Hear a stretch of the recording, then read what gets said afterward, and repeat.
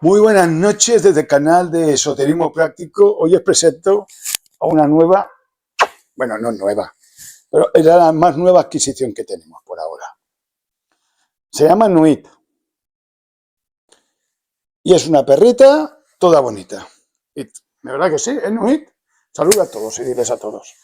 ¡Hola! ¡Hola! A todos.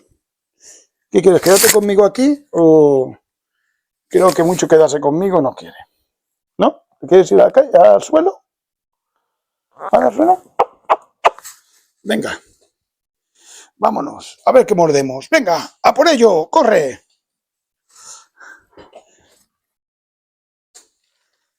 Una perrita preciosa. Una perrita de Sandra. Sandra también es preciosa. No faltaría más, por favor.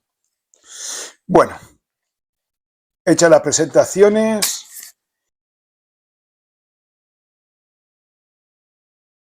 Vamos a hablar, pues como siempre, desde nuestro canal de Esoterismo Práctico, de temas herméticos, cabalistas, alquimistas y de autoconocimiento.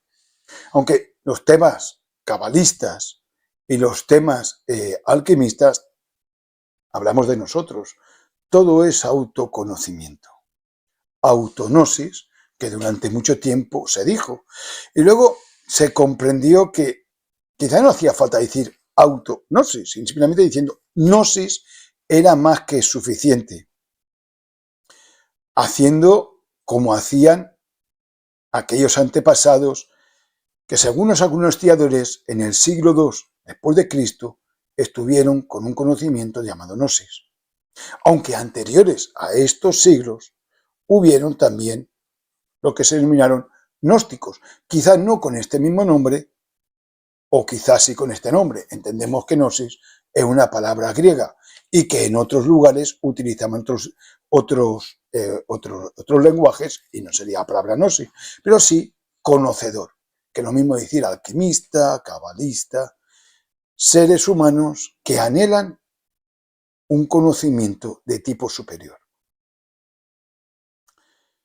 Luego, cómo se interpreta este conocimiento o para lo que se utiliza este conocimiento o cómo se utiliza, ahí entraríamos en muchos tipos de conocimiento. Unos lo utilizan, por ejemplo, para salvarse, así opinan ellos, y otros lo utilizan para conocer a su Salvador para que los salve a ellos.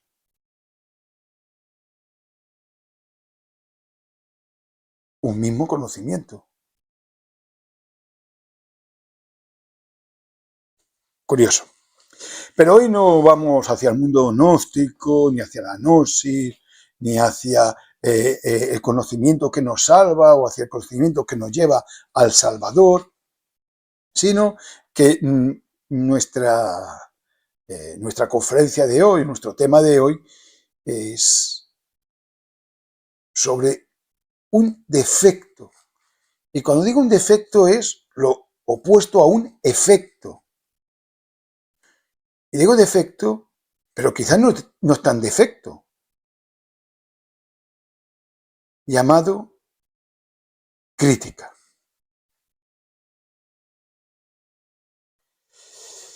Hay algunos grandes psíquicos del siglo XX, y pienso que del siglo XXI también estarán de acuerdo, en que cuando se comenzaba este camino del conocimiento, y vuelvo a decir, sea conocimiento para uno salvarse, sea conocimiento para encontrar el Salvador y que te salve, decían que había que empezar desde un punto, desde un lugar.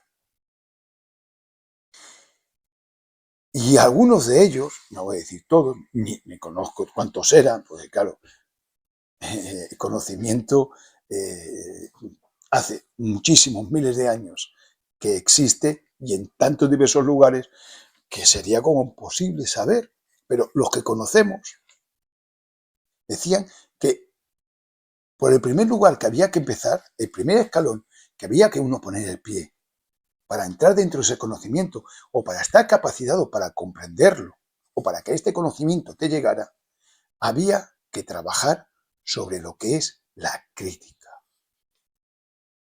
Que ese era un defecto feo, muy feo, del ser humano. Pasó el tiempo y algunos pues tomaron esas palabras y se las tomaron en serio y trabajaron sobre la crítica, otros quizás no.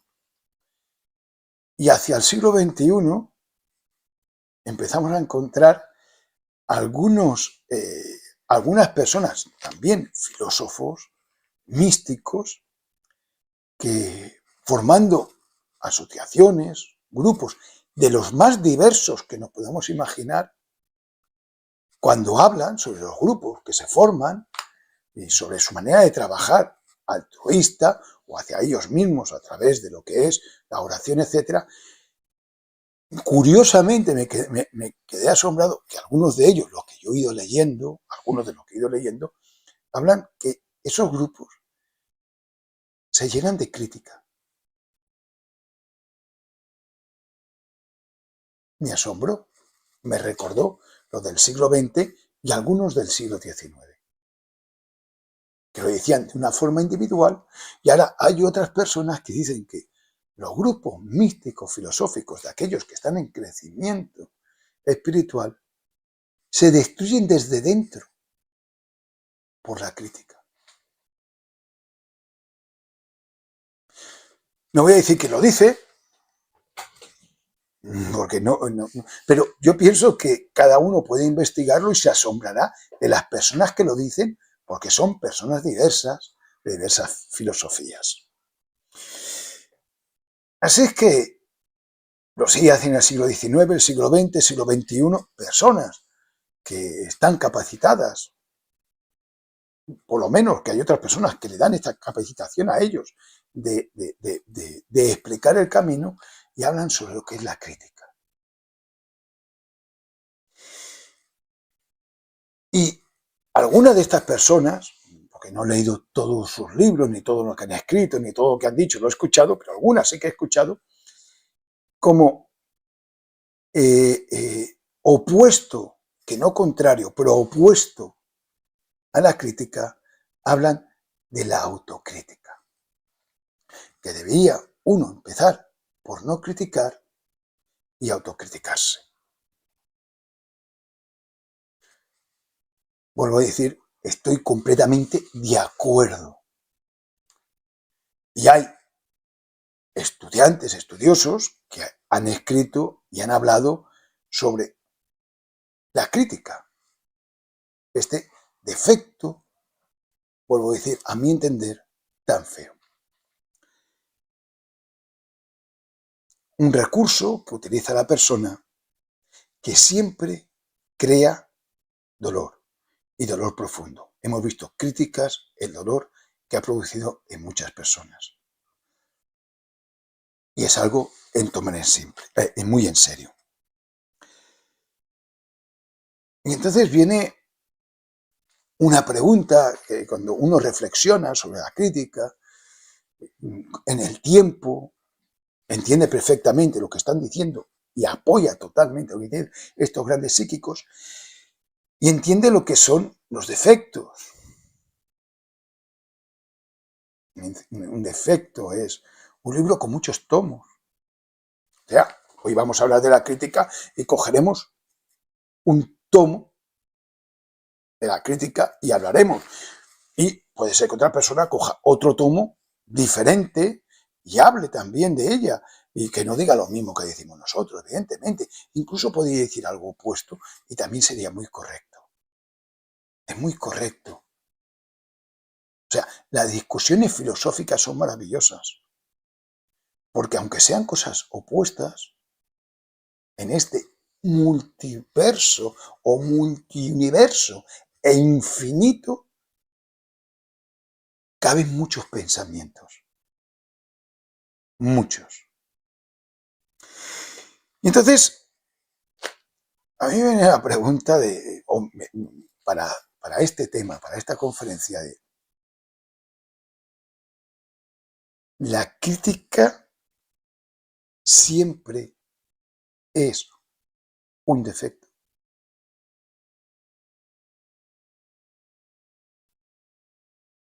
Es una pregunta. Uno puede decir sí o no, pero lo bueno es tomar este koan, esta pregunta, llevarla a la reflexión y a lo mejor al cabo de mucho tiempo, porque tienen que pasar diversas cosas en la vida, uno es capaz de extraer sí o no. Siempre es un defecto. Bajo mi entendimiento y comprensión hasta ahora, la crítica no siempre es un defecto. A veces es un efecto. ¿Por qué? Porque puede hacer una crítica a aquel que posee un buen criterio sobre un tema. ¿Y quién posee un buen criterio? Pues quien posee un conocimiento sobre la materia que se está hablando. Si uno conoce una materia muy bien y alguien hace una conferencia y aquello le resulta que no lo ve claro, hace una crítica. ¿Estará haciendo algo mal? No, porque utiliza el criterio.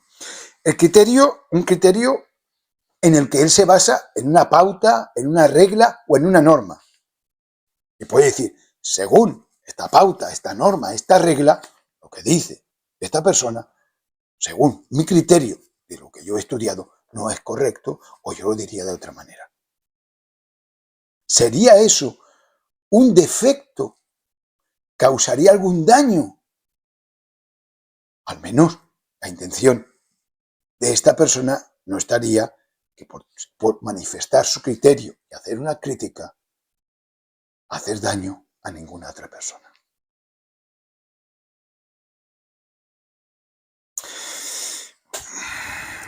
Pero, ¿y cuando no se posee ningún criterio sobre un tema y uno habla? ¿Eso es una crítica? ¿Es un criterio? No. Eso es una murmuración. Murmuras porque no tienes criterio.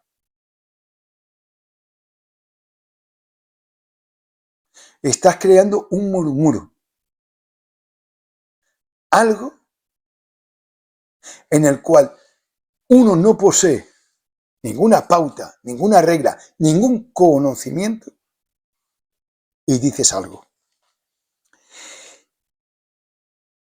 Y ese murmuro está molestando o dañando a quien ha expuesto el tema más que al mismo tema. A ver si me sé explicar. Alguien expone un tema. Tú conoces ese tema y no estás de acuerdo con lo que ha dicho esa persona. Y tú hablas sobre el tema.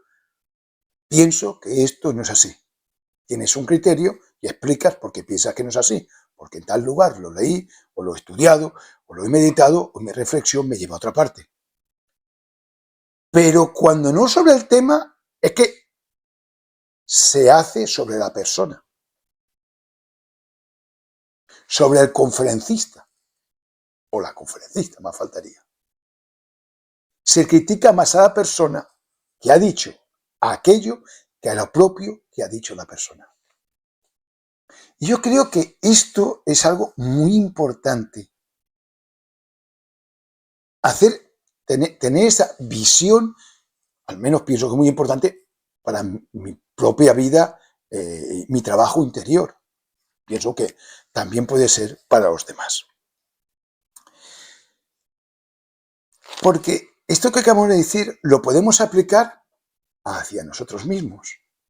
Y entonces aparto un momento de la crítica y entro en lo que es la autocrítica.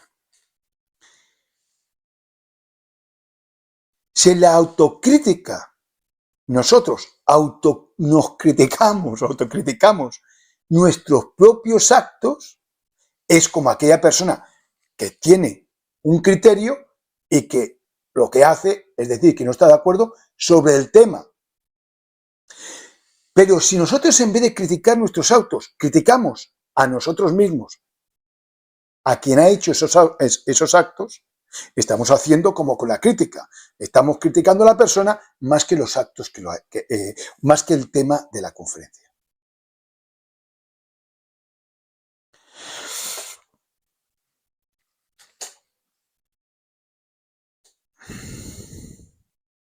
Así que de esta forma, cuando criticamos sobre nuestros actos y dejamos un momento en paz a nosotros, hacemos un discernimiento entre lo que es la esencia y los errores. Quien cometió ese error, si es que es un error, porque valoramos con nuestro criterio de esencia lo que sucedió, el acto que sucedió, fue un agregado psicológico. Y no le echamos la culpa a nosotros, que somos la esencia.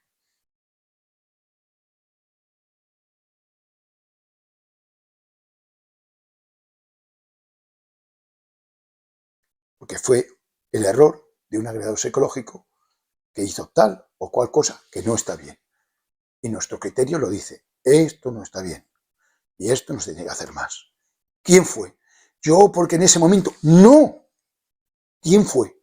Lo que haya detrás. Por un nombre. Fue tal, pero no tú.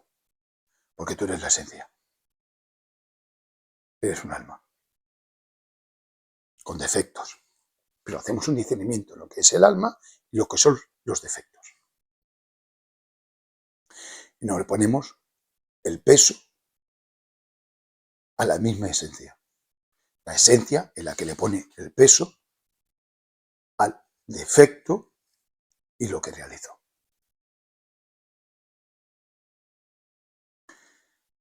Y pienso en mi forma de pensar, en que es importante tener esta comprensión para no hacerse daño en según qué momentos. Porque mucho daño encima de uno, quizá no sirve para nada. Pero mucha comprensión y mucho criterio de saber quién lo hizo, yo creo que eso sirve de mucho. Pues muchas gracias por vuestra atención en esta conferencia y todas las demás, faltaría más. Nos vemos en una siguiente conferencia. Adiós.